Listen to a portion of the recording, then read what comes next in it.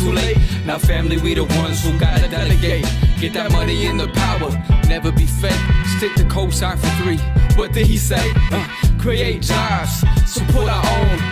Educate the same and buy back your home. Got 3 degrees, triple 10. 3 PhDs, now we on the CNN. DBTV, let's talk about negligence. Ignorance is bliss, but we can turn it to intelligence. Believe none of what you hear, half of what you see. Let's break it down here on Dr. Boyce TV. Here we are. Hey, what's going on, guys? What's going on? I am Dr. Boyce Watkins. I thought I would hang out with you guys for a little bit. I wanted to ask how many of you watched that WWE wrestling match last night, also known as the presidential debates. I don't know if anybody saw that. It was about the most unintelligent piece of bullshit that I've ever seen. I don't know if any of you felt the same way or not.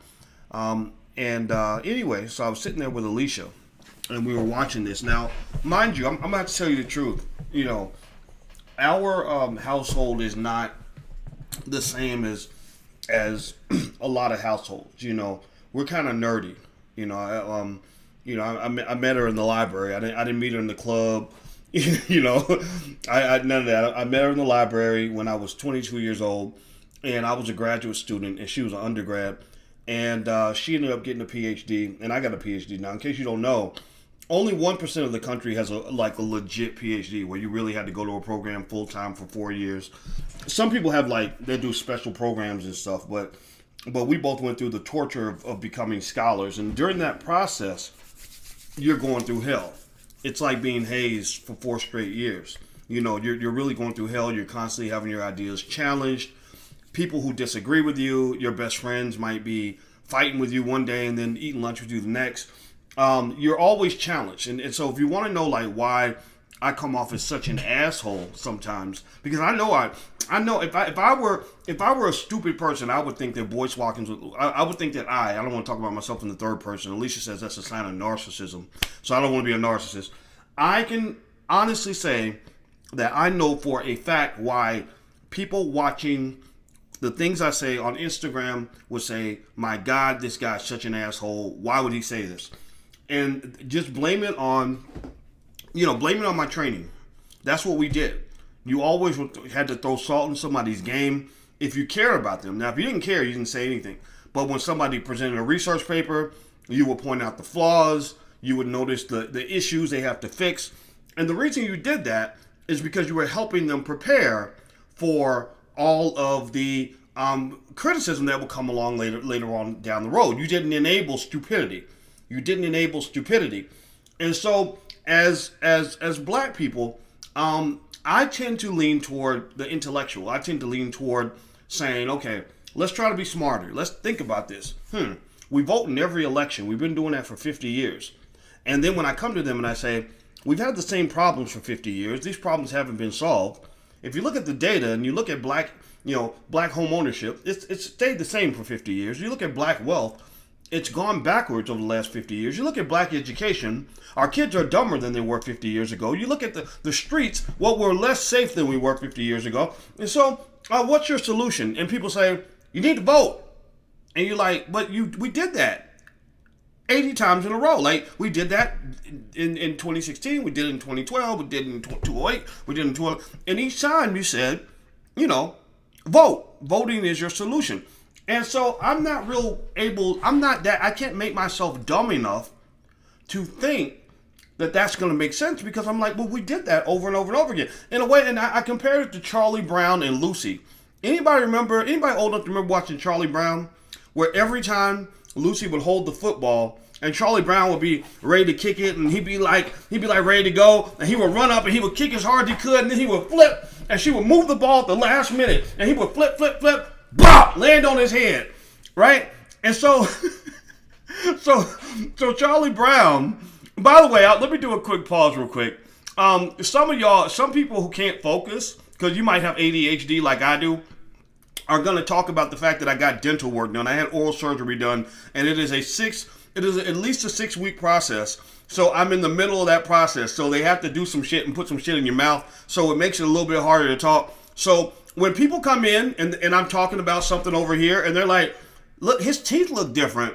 Please do me a favor. Could you like tell them, just politely tell them he's having dental work done. Now shut the fuck up and pay attention. Please do that for me. You don't have to cuss, but just help him out. Help him out. We ain't mad at you. I just need you to kind of focus here. All right? It ain't about me. It's about the topic.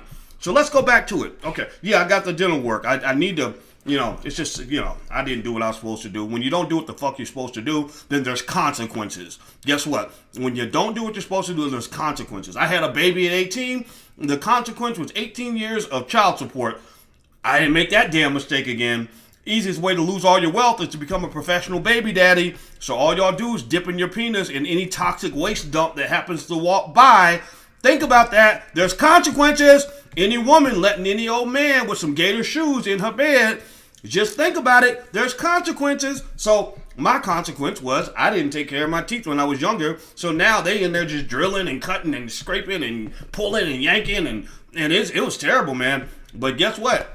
I am born again, and there is hope for all of us, even those of us who are too stupid to do what we need to do right now, and that includes me. So let's keep talking. So Charlie Brown wants to kick the ball, and Lucy's like, "Come on, Charlie, kick the ball."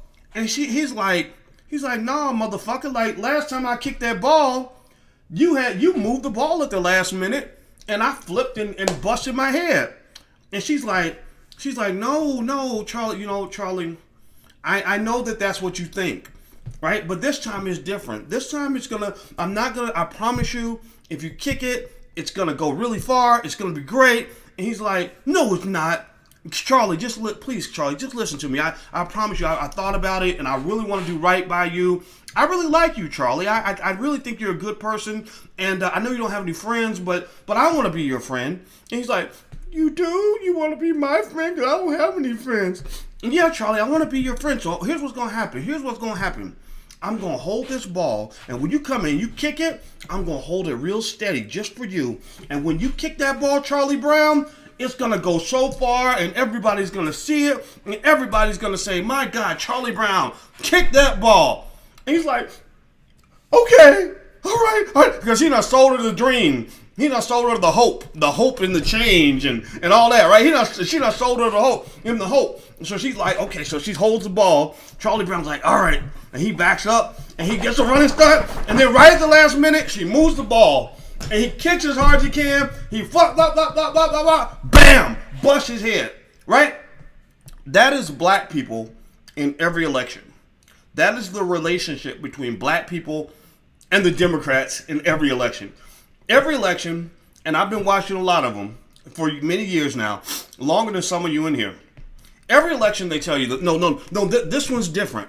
No, this time we're going to do right by you. No, this time we know we made some mistakes. There were some errors that were made, but I promise you, it's going to be great. And look, and let's just look at the vision. Let's, think about it. Think about how great it's going to be when we have integration and equality and better neighborhoods and better schools and your health care and home ownership for every black person and chicken in every pot. We're just show up and vote. Just please show up and vote, right? And then we're like, "No, you're not. You just lie. You just playing with me. You just messing with my head." No. If I didn't like you, would I be sitting in your church eating barbecue chicken with you? If I didn't like you, would I be rocking Timberlands just like you?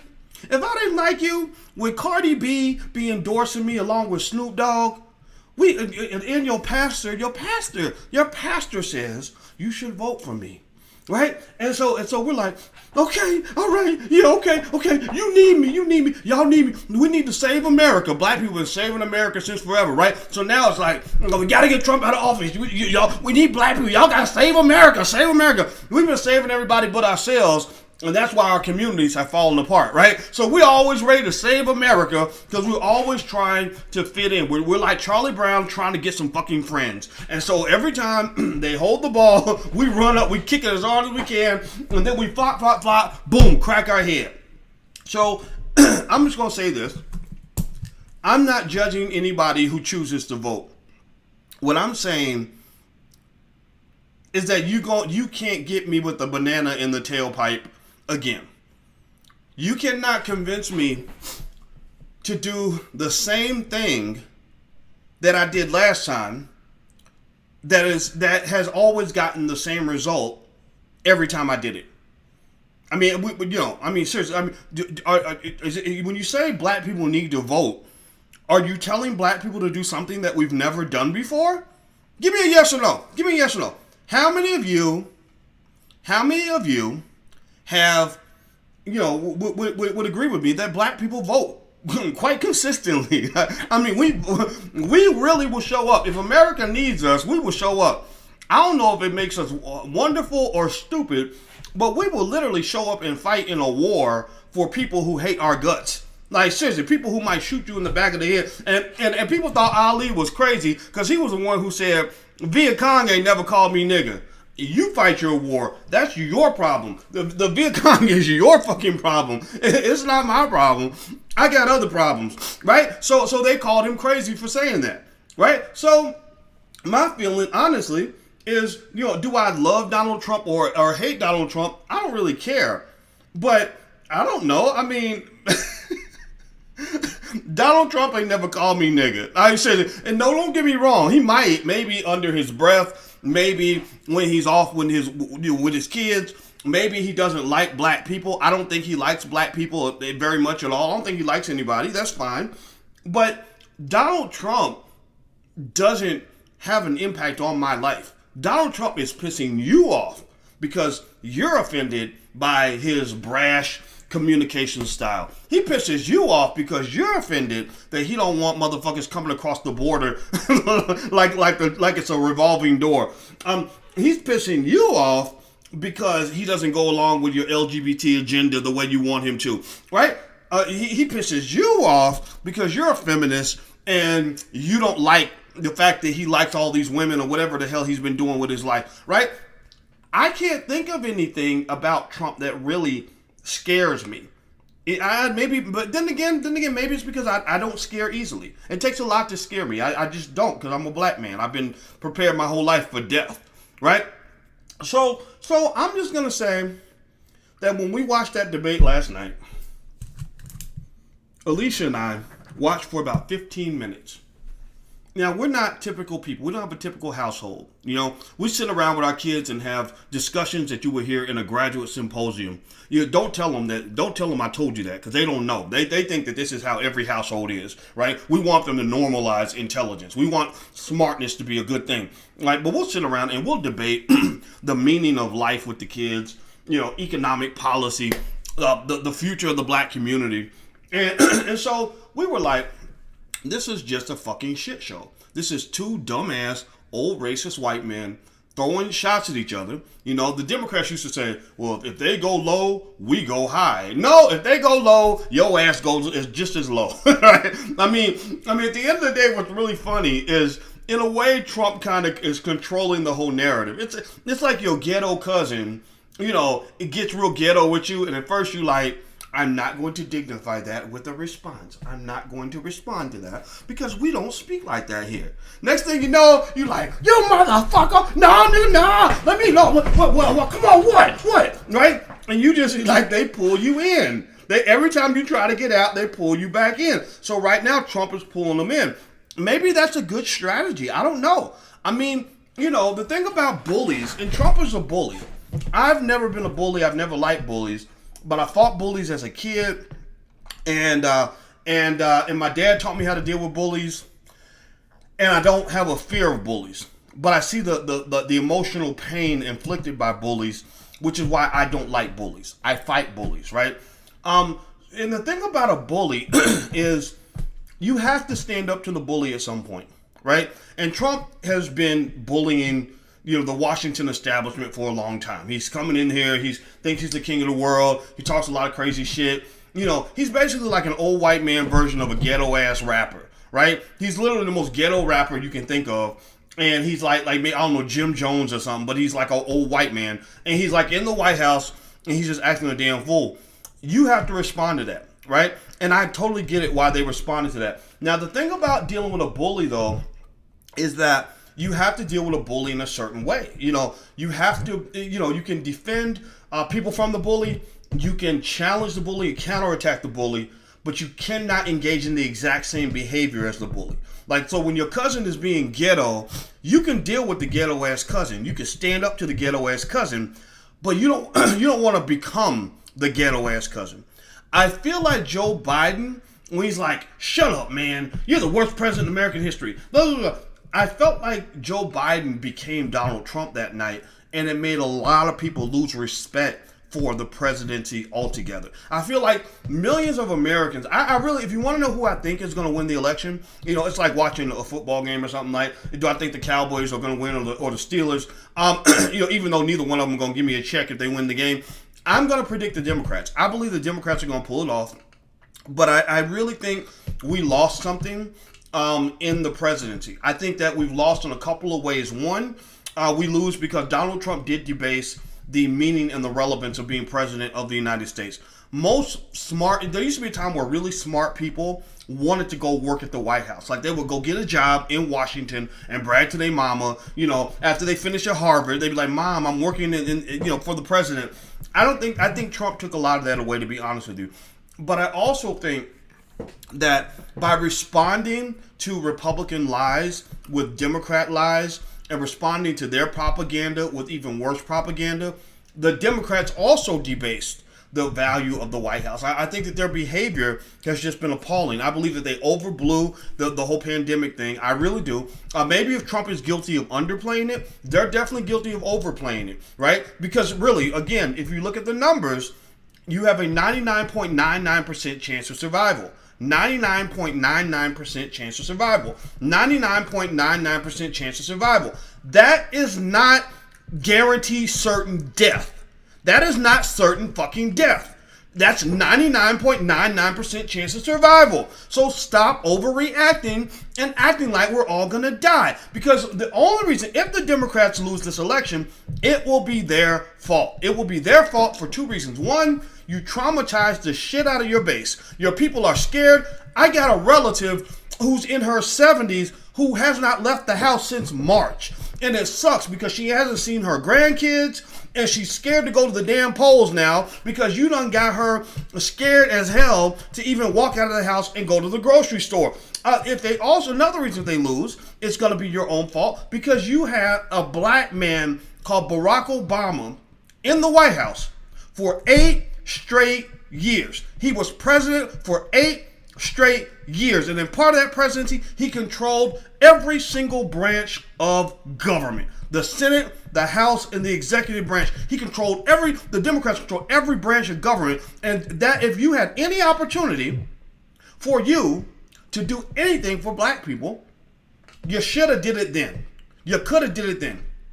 Because you can't tell me that when you have the best opportunity to move forward and you do nothing, that somehow I'm going to believe that now you're going to do something when there's more opposition to your agenda.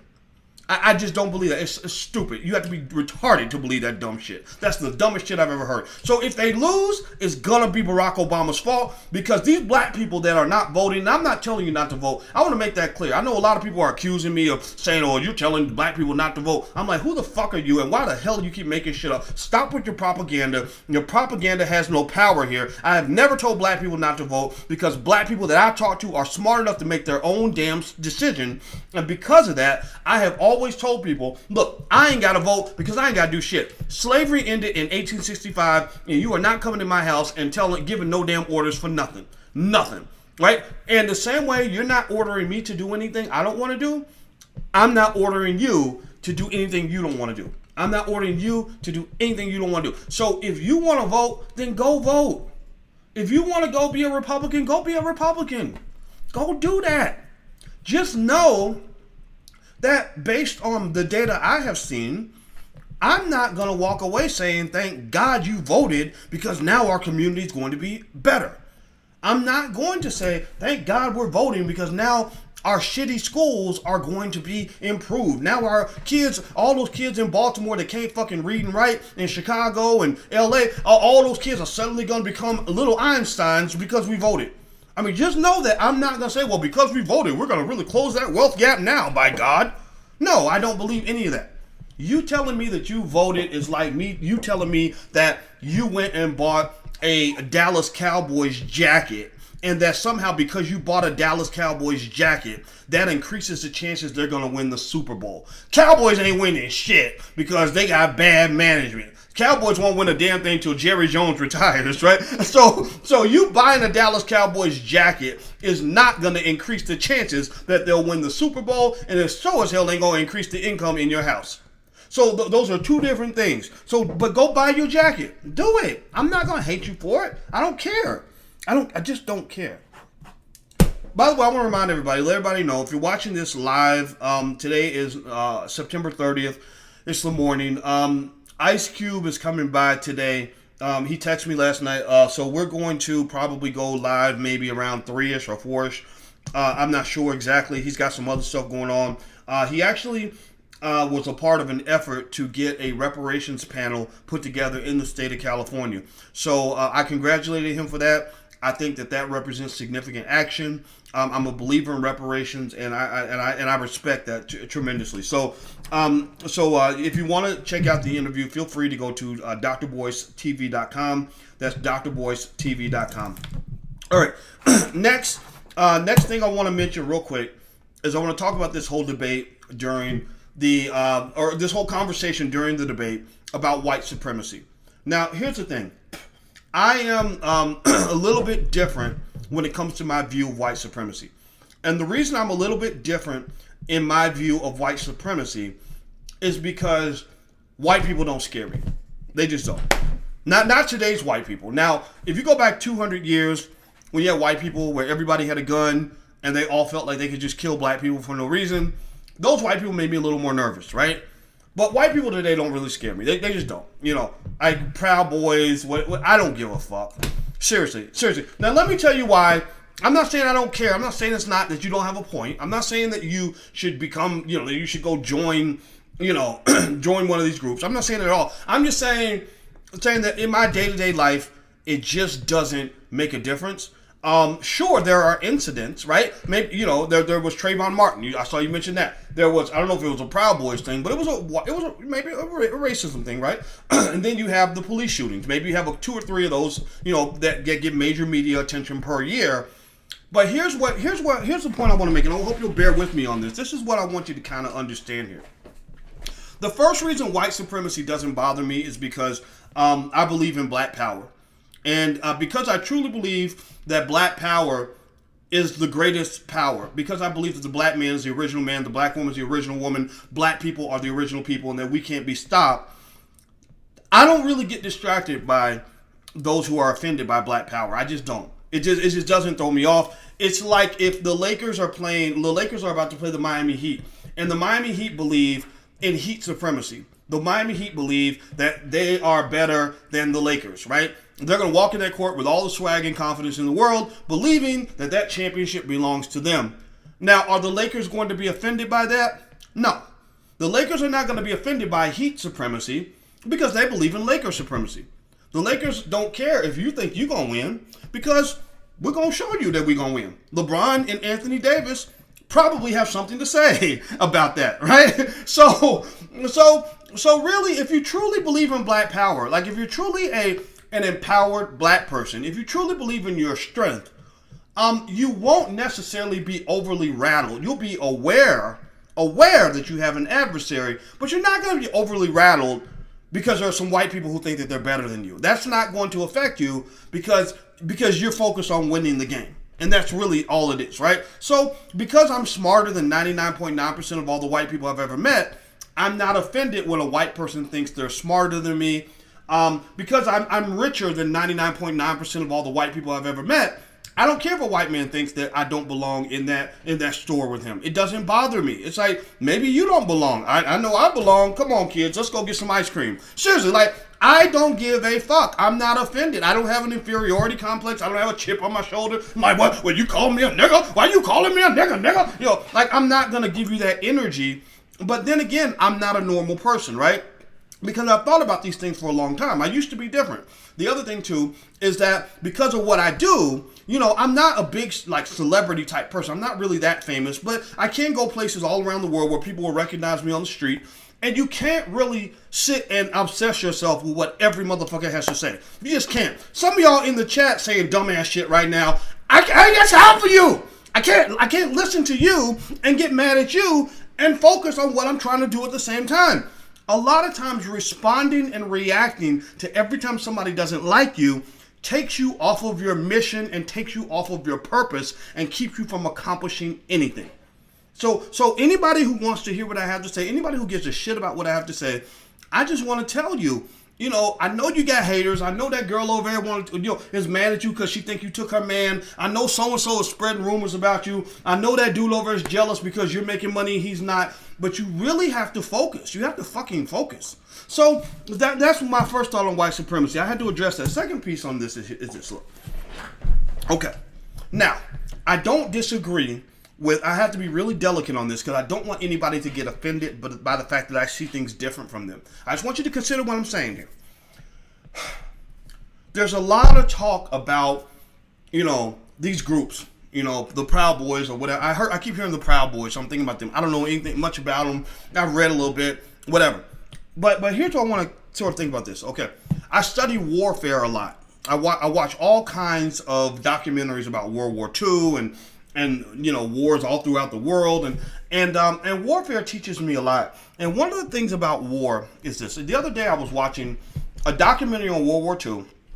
It's the same one. I've watched it several times because I really want to understand why certain sides won, what their strategy was, what went down. Like, I watched this, I can watch it 10,000 times because it's so gripping, right? The courage of soldiers, first of all. God bless you if you're a soldier. I want to reiterate this. I will never disrespect soldiers on this platform because I respect anybody that will put their life on the line for anything or anybody. I just want to say that. So shout out to the veterans. But they were talking about Nazi Germany and their unfortunate, unhealthy, horrific relationship with the Jewish community. And they talked about how the Nazis sat around and calculated systemic ways, scientific ways, to exterminate as many people from that community as they possibly could, right? They were pretty fucking sinister about it, right? They literally said, they said, okay, how do we buy better equipment so we can engage in mass extermination of this group of people? Okay, we killed 5,000 today. That's not enough. We need to kill at least 10,000 a day for this plan to work, right? Like literally, they were like, how do we engage? Almost the way you manufacture, Ford trucks, and they'll say we mass produce 1 million Ford trucks this year. That's way under quota. How do we fix our machinery so we can mass produce 1.5 million? They did that when it came to what they did to the poor people in Germany at that time, who fell out of favor with Hitler. It was absolutely fucking atrocious. I mean, bodies on top of bodies, thousands and thousands of people being packed into these cars, taken to these horrible concentration camps, and they were exterminating them en masse, right? In a significant way. That was terrible to watch. Now, here's the thing. When I think about white supremacy in America, and not to say that it couldn't get worse, I think it absolutely can. When you tell me we're in danger, like the white supremacists are going to come get us, they're going to come get us. When I visualize, attacks on black people or genocide against black people, whatever the case may be, that's not the first thing that comes to mind, right? Like the KKK, I don't really know. I don't know, like, let me ask you this. How many tens of thousands of black people did the KKK murder last month? How many did they kill? 50,000? Was it 100,000? Did they do like a mass? Did they go blow up an entire black neighborhood? Right? Seriously. How many tens of thousands of people did the Proud Boys kill yesterday? Right? Like, what is their mass extermination plan? Now, I'm not saying they don't have a plan. I'm not saying things can't happen, but I want to deal with what's real. I want to deal with what's actually there, not what could happen, right? Because they do that with Corona. Well, it ain't bad yet, but it could be bad. Well, there are things that actually are bad now. You understand? So when I'm thinking about, and again, I'm not a normal person. I'm a weirdo. I'm an absolute weirdo. I'm also a mathematician. And one of the things about being a mathematician is that you don't want to pontificate about a problem or bitch about a problem or get mad about a problem. You want to solve the damn problem. You want to figure out, well, what's the solution? How does this work? What's really going? What are the dynamics of this whole situation? So when I think about solving the problem for black people, when I think about solving the problem of black wealth, When I think about solving the problem of the black family, when I think about solving the problem of the black community, the long list that we have in education, family, and economics, and incarceration in particular, I'm thinking about areas where there's been a mass effect. I'm looking for mass extermination. I'm looking for mass incarceration. I'm looking for mass implications. I'm looking for massive systematic efforts that have created incredible problems for millions of black people. I don't see the Proud Boys in that category or the KKK in that category. I think that we're pretty clear that the KKK gets no traction here. The KKK can't roll up in a black neighborhood and say, we want to kidnap 10,000 black girls tomorrow and get away with that. They can't do that, right? But you know who could kidnap 10,000 black girls, who could actually steal the minds of the oppressed on a mass scale, who could kidnap 10,000 of your daughters tomorrow? It's motherfucking Cardi B and Apple Music. That's who can kidnap 10,000 of your daughters tomorrow, 100,000, 1.5 million. They're the ones who have the ability to engage in mass systematic extermination of black potential and create black death and chaos everywhere. This is not anti-Cardi B.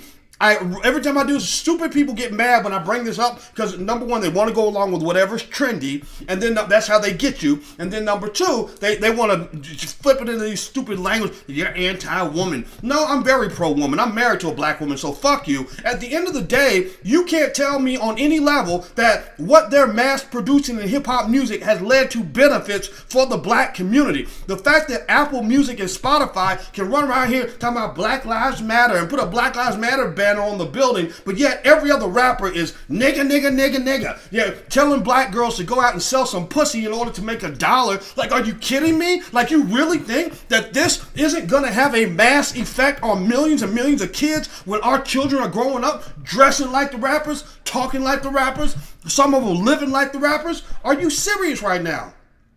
Are you serious? Again, you must know the difference between symbolism and mass effects. Nazi Germany did not go take out the Jews with symbolism. They took the Jews out mostly with mass systematic extermination. So if you want to talk about what I think about, when I think about white supremacy or the negative effects of a white supremacist system, I'm thinking about things that affect millions of people. The Proud Boys, I don't know how many black people they killed last year, but I doubt it was like 20 million black folks died at the hands of the Proud Boys. I'm not defending the Proud Boys on any level. I don't care about the Proud Boys. I don't even know anything about the Proud Boys. What I'm saying to you is that part of the reason, I'm speaking as a mathematician here, part of the reason you're not solving the problem is because you're hitting the wrong targets. When you focus on police shooting, for example, you're focusing primarily on a couple of highly celebrated incidents that are mass marketed in media where you symbolize one person in one situation and one story, and you spend so much energy trying to get justice for one person that you miss getting justice for the other 100,000 people that were affected en masse, that were mass implicated, mass impacted, mass exterminated by the criminal justice system. When you focus on one or two little issues about whether you think that what Trump said made you feel good or hurt your feelings or not, you're missing the mass genocide of black boys and girls being pursued on a daily basis by an educational system where the majority of black children never learn how to read. I'm talking about the one-off symbolism versus the mass effect, the mass extermination. Mass, that's the word. Mass, what force is mass times acceleration. If you don't have mass, then you cannot have force. If you don't have mass, you cannot have force. A beetle cannot bust through a brick wall. But 10,000 elephants running full speed can bust through damn near anything. So I don't look for the beetle, I look for the elephants. What are the elephants in the room that are creating the mass effects that are causing black people to struggle right now? Let's go back to the 4 core areas that I mentioned before in terms of where black people are being hit the hardest. Number 1, we got the racial wealth gap. Number 2, we have educational problems where all these cities, many of them run by Democrats, black children have never learned how to read. Number 3, violence in unsafe communities. Number 4, incarceration. Number 5 would be, say, the family. So let's start with those 5 things, and let's talk about mass effects and then mass solutions. When the coronavirus came along, it didn't infect 10 people. The coronavirus infected millions of people. So when they go and solve the problem of the coronavirus, they're going to have to make an antidote that is manufactured for billions and billions of people. They can't make three doses of the antidote and think that's going to be the same as actually solving the goddamn problem. They can celebrate it, they can market it and be like, look, here's a little girl named Cindy. She had coronavirus and we gave her the antidote and now she's better off. So that means everybody's better off. No, that means Cindy's fucking better off. I know the difference. You use mass media to take something small and to pretend like it's something big. And that's what media does. The word is mass. Force, remember the law of physics, basic law of physics. Force equals mass times acceleration. It's going to take a lot of force to move a whole nation. It's going to take a lot of force to move a whole community. It's going to take a lot of force to shift our entire reality. So in order to have force, we must find the mass and accelerate around the area that has the mass. If you pick an area that has no mass and you accelerate, then you're going to just frustrate yourself. You're going to turn around 50 years from now and realize that you got the same problems in 2070 that you had in 2020 because you focus on all the wrong shit. So let's look at wealth. Well, the black wealth problem is pretty easy. I'm an expert on wealth, and my PhD's in finance, so I've been studying this shit for my entire life. So let me tell you the wealth issue in a nutshell. Some of you have heard me talk about it, so I'm not going to dwell on this.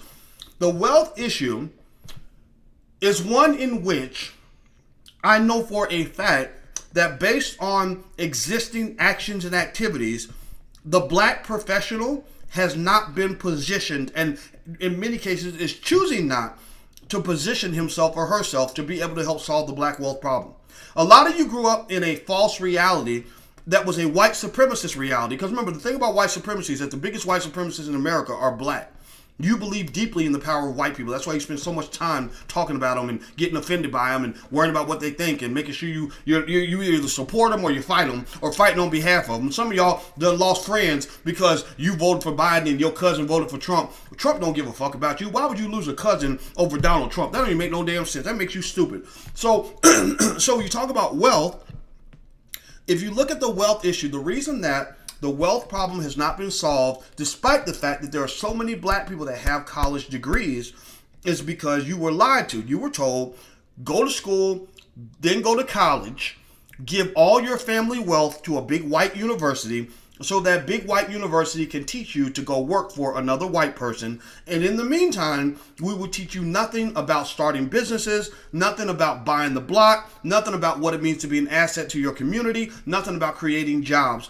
All we're going to do is we're going to bless you by the same way we civilized the savages in Africa, so-called savages, right? They brought them Bibles and shit, right?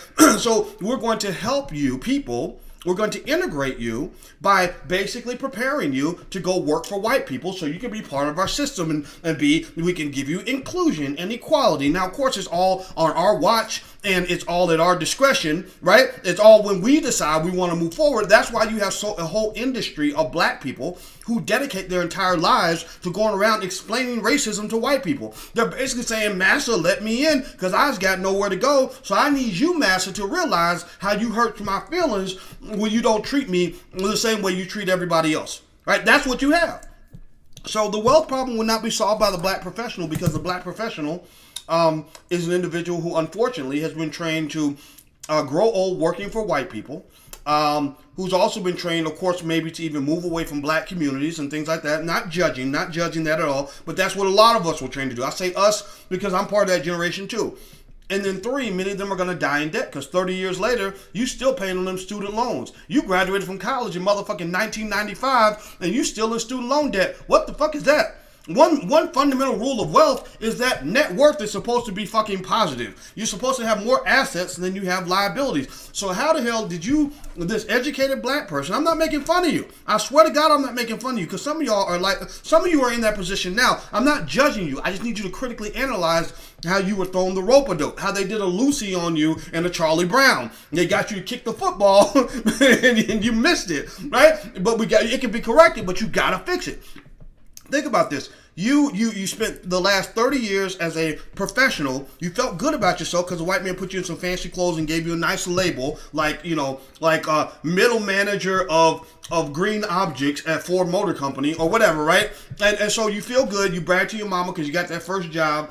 Now you're stuck in a situation where you're stressed out from all the microaggressions because white people treat you like shit on the job.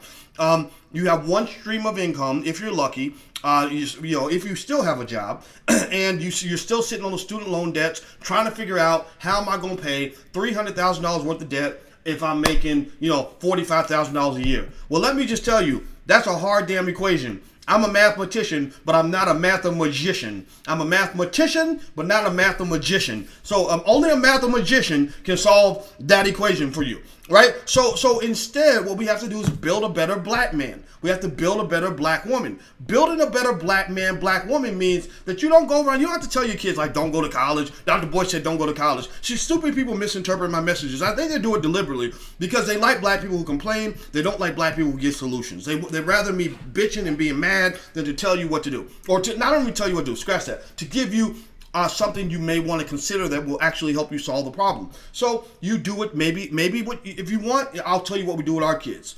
All of our kids are going to college. Let's just be clear. All my kids in this house are going to go to college, and if they don't, then they will probably be strangled in their sleep by their mother. Why? Well, because their mother and the bonus dad, which is what I am. I'm the bonus dad. I'm not the dad, but I'm the bonus dad. I spend the time with the kids. We just believe in education, and we think college is awesome. So when they get to 18, they're all going to tell us what school they want to go to, and we're going to help them do that. But also, when we're taking our 17-year-old around to visit colleges, he's getting a whole lot of Boyce Watkins in his ear. Like, don't you depend on those white folks. Don't you just, yeah, sure, you can get a great job in this field, but if you supplement it with this minor in business, you can also start a business. So that way, instead of being a regular engineer, you can become an Elon Musk, right? Or maybe a baby version where you're only making $10 million a year instead of $10 billion a year or whatever, right? But you're still doing good, Or, you want to go into theater? Well, let me show you some models of people like Tyler Perry and Ava DuVernay and others who built media empires that allowed them to decide what movie was going to be made, who was going to be the writer on the movie, who the producers are going to be, and make themselves the star of the movie, right? That's what we talk about. So I'm not saying don't go to college. I'm saying that old model is dead. That model is not moving the needle. That model, and the thing about it is that if you put your kids in a smart financial position, they're going to be in good economic shape no matter who the president is. This idea that some people have that we're only going to be okay if the right white man is in the White House, that is about as white supremacist of a concept as I can possibly think of, because what you're doing is you're putting white men in the position of being your God. And I don't blame you, because they've been training you to believe that they are your God for the last 500 years. That's why you believe that. So you really get caught up in the whole Biden versus Trump slugfest because you're like, God damn, I hope that my God defeats your God. My God is better than your God, right? Well, I'm not doing that. I'm not doing that. The other elephant in the room, education. We know what these schools are doing to our kids. Baltimore tested a third of the kids in their system, tens of thousands of children, and literally 0 kids passed the damn basic math test. 0 kids. You got thousands of tries, and not one of these kids could pass a math test. That's a mass problem. That is not a symbolism issue. That is a mass problem. There's something about that system that is fucking up those children. Because I bet you, give me a yes or no in the chat if you hear what I'm saying on this. I bet you that if you said, how many of you can do, there's a popular dance on TikTok, the Cardi B WAP dance.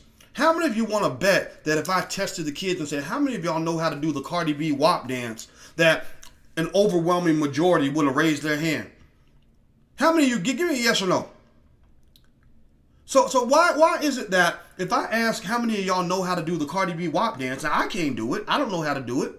Right? But thousands of those kids will know how to do it. How is it that you know how to do the Cardi B WAP dance, but you can't do math? I just, it's just not something that is consistent with what I consider to be good values. There's something wrong there. Maybe I sound anti-black, or I'm being mean, or maybe I'm slut-shaming. I don't give a shit. Some shit needs to be shamed. But how is it that millions of your kids can dribble basketballs, throw footballs, and twerk, but you got to search far and wide to find a Negro that can write a goddamn sentence half the damn in some of these schools? That's insane to me. That is a mass extermination event. That is a systematic problem, and I need you to understand the difference between that which is mass, that which is systematic, versus that which is a one-off, that which is idiosyncratic.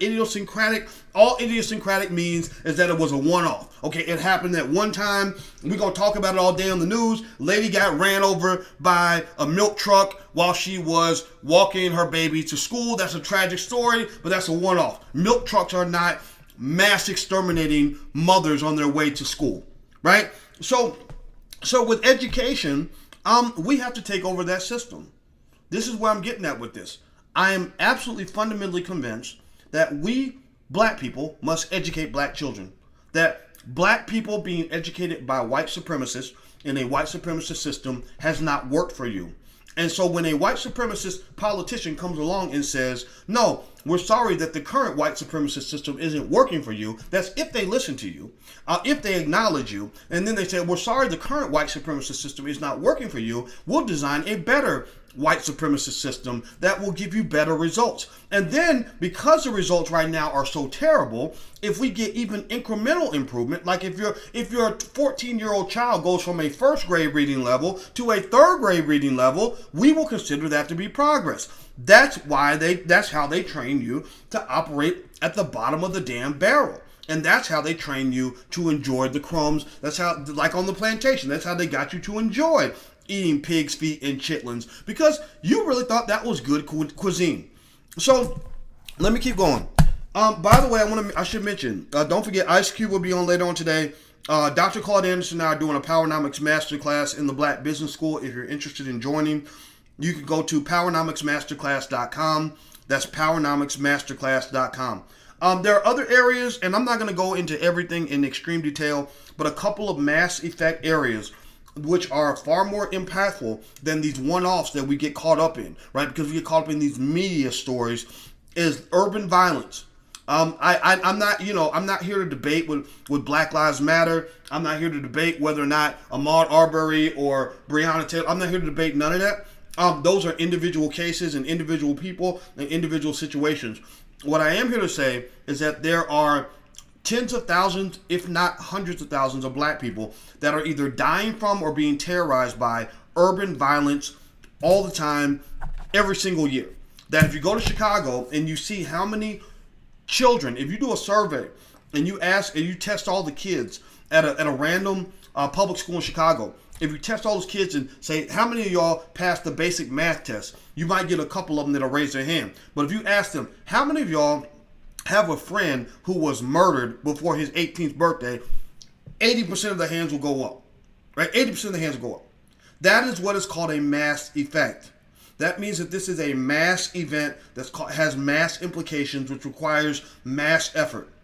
If you ask them, how many of you have an immediate relative? Now, mind you, pay attention now. I'm talking about the difference between how the media is really talking about coronavirus, like that's the number one threat in your life, right? If you go to them and you say to those kids, how many of you have an immediate relative, a mother, father, sister, brother, cousin, or even grandma who died from corona? A couple of them might raise their hand for sure. Corona's real. The virus is real. I'm not saying that it's not. It's very real. But then if you say, how many of you have a grandma or a relative who died from complications from heart disease, diabetes, or obesity, maybe from some of the unhealthy food that we serve en masse in the hood? Everybody gonna raise their hand. Oh my grandma, she get her insulin. Yeah, my uncle got his foot cut off. Yeah, my granddaddy just died from a heart attack. Right?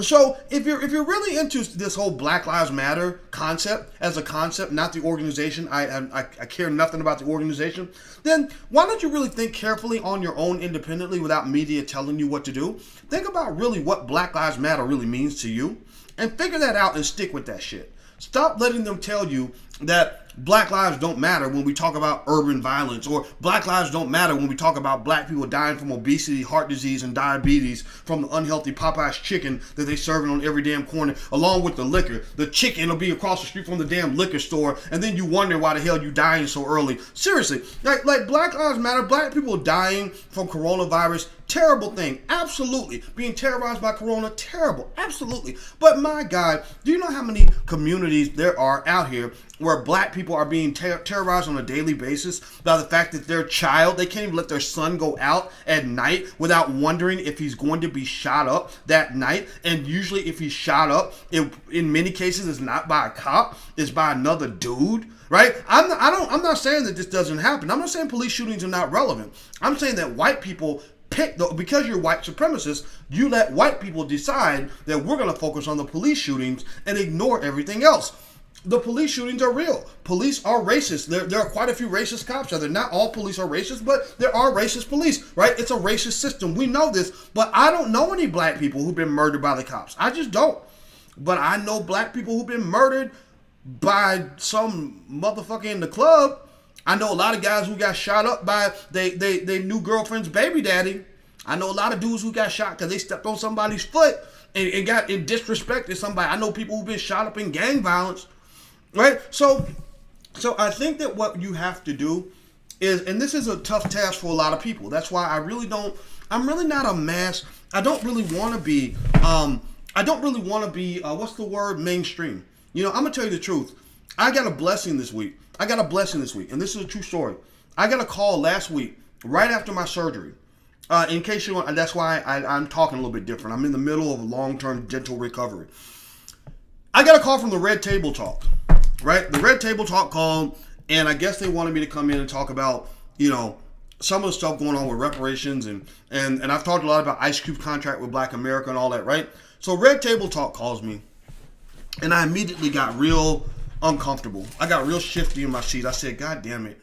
And I told Alicia, I said, you know, thank God I'm recovering from surgery, because this makes it a real easy decision, right? I'm not in a position really to go on that show because I'd be slobbering all over Jada and she'd be like pissed off or whatever.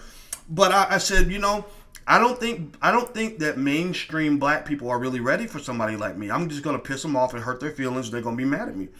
And then I'm going to get a bunch of dumbass emails from a bunch of stupid people that I'm going to have to ignore. And they're going to think that they're going to try to spin, and because people are into this whole propaganda thing, they're going to flip what I said into something that it's not, like they did with the Lizzo thing. You know, like with the Lizzo thing, it was really fascinating. White mainstream media, hundreds of white mainstream media outlets wrote about me, and not one of them actually had the respect for a black scholar to call me and say, what exactly did you mean by that? Can you elaborate? They didn't do that because they don't have that respect for black people. The disrespect is, we're going to write about this Negro, and we're not even going to let him talk because we don't believe black people should be speaking. You need to be spoken to. You speak if you are spoken to, nigga. If you get the chance to talk, it will be because I not only allowed you to talk, but I told you what the fuck to say. And I don't operate like that. I'm too smart for that. I'm smarter than you. So no, how about this? I talk first, and then you listen, because you're the one who has engaged in 400 years of mistreatment of black people. You're the ones who need to make all kinds of amends for your ridiculous behavior. You're the ones who have destroyed this country with insurmountable amounts of debt, a mass incarceration problem that is absolutely ridiculous, and you're having damn presidential debates where your greatest leaders are getting on there looking like a couple of crazy ass hood rats who are arguing over a baby daddy. Like seriously, like Biden and Trump were an embarrassment to the United States by how they behave. So how about you shut the fuck up and listen? Because when you listen to black people, your country gets better. And I'm not better than nobody, but I would honestly say that maybe amongst black people, I definitely think I could be one of the smart ones. I don't know for sure, but I believe I could be one of the smart ones. And I observe you and I understand you better than you understand yourself. So no, this stuff is not going to work in this space. I don't care what you have to say. I don't want to be on your news outlets because I can see right through your propaganda. It's absolute nonsense. It's crazy to me. So last week, when they called me with the Red Table Talk, I was like, it would be great to be able to speak a version of truth, a rational version of truth. I know how to talk to white people. I taught white people for 20 years at Syracuse University, Indiana University, the Ohio State University. I don't know how many white people have done the same thing, but I bet you the number's pretty small. I know how to say shit that might shock you, but if you ask me to explain why I came to that conclusion, I can do that pretty well. I'm pretty logical. I'm smart enough to break it down for you in bite-sized chunks so that if you open your goddamn mind and stop committing yourself to the mental limitations that you've created through your racism, maybe you might think, okay, this guy might actually have a point. Because do you understand that there are things that people are talking about now that you can go back, and I wrote about that shit 20 years ago. I wrote about it 15, 20 years ago. Go read my book from 2004 called What If George Bush Were a Black Man? I wrote a whole book breaking down everything that they were saying after your boy George Floyd got killed. Like, oh gosh. Things really aren't right for the black male. Things really are hard for black men out here. We just figured it out, by golly. Well, I've been a black man my whole life now, and I wrote a whole damn book about it, but you were so busy being mad that I was saying something other than what you wanted me to say that you didn't even take the time to listen.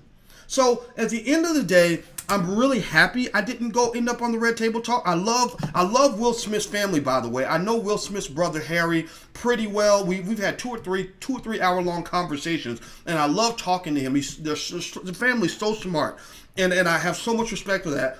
But I did want to go on that show because I had anxiety over the fact that I said, oh God, here we fucking go again, where people are not going to understand what the fuck I'm saying, and they're going to completely misinterpret it, and there's going to be another dumbass shit show. So honestly, at the end of the day, I only want to talk to people who either get it or people who are open to possibly getting it. Like, for example, I'll give you another example. Today on Instagram, I got hit up by another guy who's more mainstream than I named Malcolm Jamal Warner.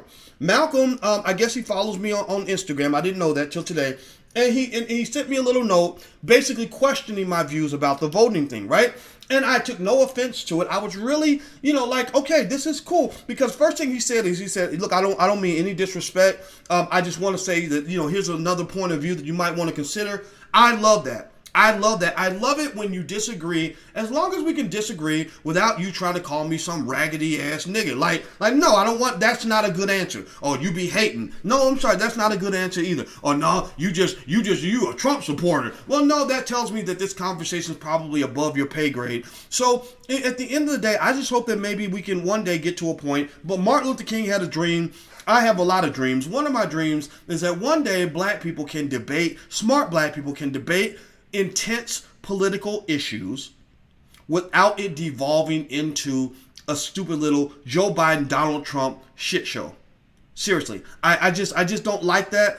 They can do that. That's what they're doing right now. I don't think you have to do the same thing. I think that you can still love your cousin and say, you know what, my Uncle Willie, he voting for Trump. That nigga crazy. But you know what, I love my Uncle Willie. How about we do that?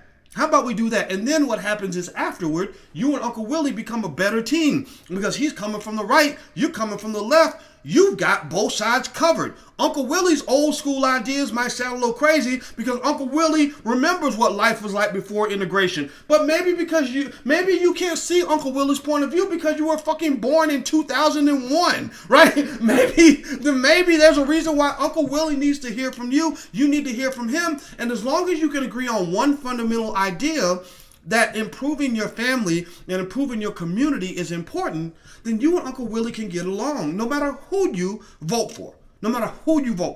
So can we at least agree that we can disagree and still love each other? I hope that we can focus, because right now we need love in the air. We need to really focus hard. I know some Negroes are hard to love. I swear to God, somebody mentioned the other day somebody that I have a real issue with. And so it's hard to grab love sometimes, but in a toxic environment. But we really need love in the air. The same way California fires need water. We need love in the air. And maybe sometimes I can't love as well as I want to, but I want love because I believe you can build better off of love and some type of unity than you can build by saying that I'm going to do better by destroying you. Right? So I don't want to destroy anybody. If I gave you that impression, that is not my intention. Sometimes, honestly, It took me a while to even realize that even my energy and my education level can be intimidating for people. I don't want to intimidate you, and if I do that, then just let me know. Just do it politely, and we can be friends. Okay. All right. So do we love each other? Everybody type love in the chat if you agree. Type love in the chat. And also, I'm gonna get out of here. I got a meeting. Do me a favor, hit the thumbs up button also before you go. You can follow me on Instagram. My Instagram is the real Boyce Watkins. And also later on today, Ice Cube will be on. We're going to talk about contract with Black America as well as reparations. And if you want to join the masterclass with Dr. Claude Anderson, it starts on October 15th. You can go to powernomicsmasterclass.com. That's powernomicsmasterclass.com. So it's the first time in the Black Business School we were able to put together something like that. So I think you guys are going to love it. So I look forward to that. So take care, guys. Have a good day. Thank you for listening. I'll see you soon. Bye-bye. Peace.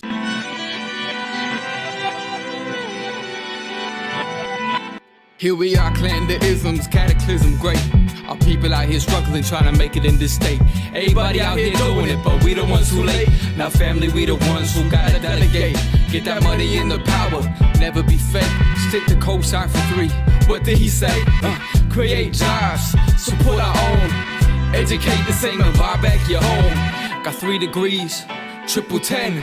3 PhDs, now we on the CNN. DBTV, let's talk about negligence. Ignorance is bliss, but we can turn it to intelligence. Believe none of what you hear, half of what you see. Let's break it down here.